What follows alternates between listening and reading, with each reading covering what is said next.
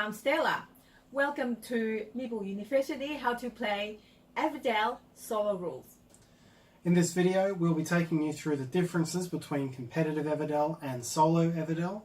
If you're not familiar with the rules of the base game, you can click on the banner or the link in our description to see our video on the full rules for Everdell.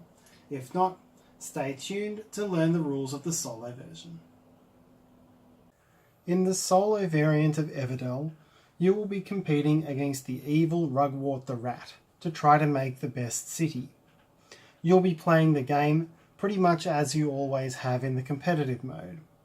Rugwort will have meeples that will be used to block out some of the spaces, and he will automatically generate a city at the same rate that you do. After you've completed the game, you total up your score and compare it with Rugwort's, and whoever has the highest score wins. Rugwort comes with 3 different levels of difficulty, which are called Year 1, Year 2 and Year 3 in the rulebook. I'll go through the rules for the easy Year 1 version first, and give you the differences for Years 2 and 3 at the end of the video. Setup for the solo version of Everdell is almost identical to the 2-player version of the game. You'll have the 3 forest cards, and you'll have the special events and basic events exactly as you would in a normal 2-player game. The exceptions are that your opponent, instead of receiving a hand of 6 cards, receives an 8-sided die. And you take your opponent's 2 meeples, place 1 on the top left forest space, and 1 on the 3 twigs space. Those 2 spaces will be blocked out for you for the first season of the game. Remember that the second space on the forest card can be used only in a 4-player game, so it is not available in solo mode. You then proceed taking your turns one after the other, interrupted only when you build a card. When you build a card, you do your normal build action, placing the card in your city, and then replace it in the meadow. Then Rugwort rolls his 8-sided die, and counting from the top left down to the bottom right, immediately builds the card from the position that he rolled. You then refill that card and proceed. You will do this every time you build a card in your city, so Rugwort will build as many cards as you do. This includes when you build cards from your hand or from the meadow. When Rugwort builds a card, the only thing that is important is the type of card that is built, that is the colour. The text and any of the effects and even the victory points on it are not important for this game and are ignored as soon as Rugwort is built.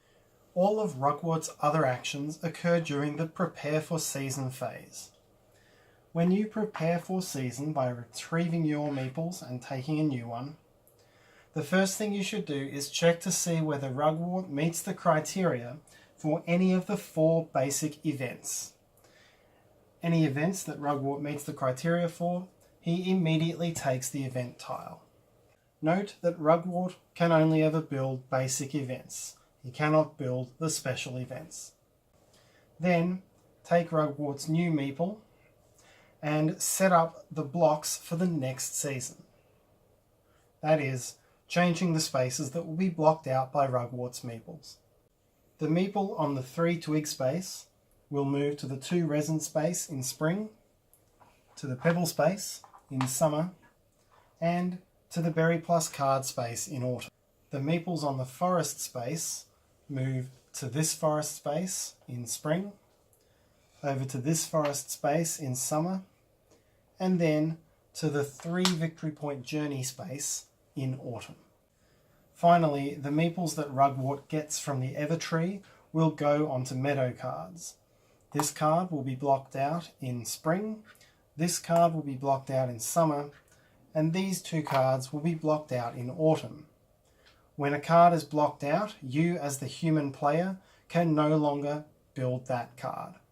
Rugwort can still build it if a number between 1 and 4 comes up on his die. After the end of autumn, you will calculate your own score in the normal way. Then calculate Rugwort's score and compare. Rugwort does not score the points printed on these cards. Instead, Rugwort scores 2 points per card except 3 points for any purple card. Then Rugwort scores points for the basic events that he acquired during the game, points for where his Meeple is on the journey track, any point tokens that you've given him during the game through card effects, and finally, gather up any of the special events that you did not complete during the game. Rugwort will score 3 points for each of those. If you defeat Rugwort's score, you win the game. To play in the medium difficulty Year 2 mode, only 2 changes are made to the rules. Firstly, in Autumn, you'll move Rugwort's Meeple to the 4-point journey space instead of the 3-point space. And any incomplete special events will score 6 points for Rugwort instead of 3. So a major part of the strategy when playing the solo game is in tailoring your game around completing the special events. To play the hard Year 3 variant, there are another 2 changes. Firstly, Rugwort's Meeple goes to the 5 journey space instead of the 4. And instead of blocking out the berry and card space in Autumn, Rugwort's other Meeple kidnaps one of your Meeples, leaving you with only 5 for the final round. And that's how to play Everdell solo mode. We certainly enjoy playing together in the cooperative mode in the solo variant, as well as playing competitively in the normal mode. We hope you enjoyed this video, and we hope you enjoy playing. And you can click on the Meeple to subscribe to our channel if you'd like to hear more from Meeple University.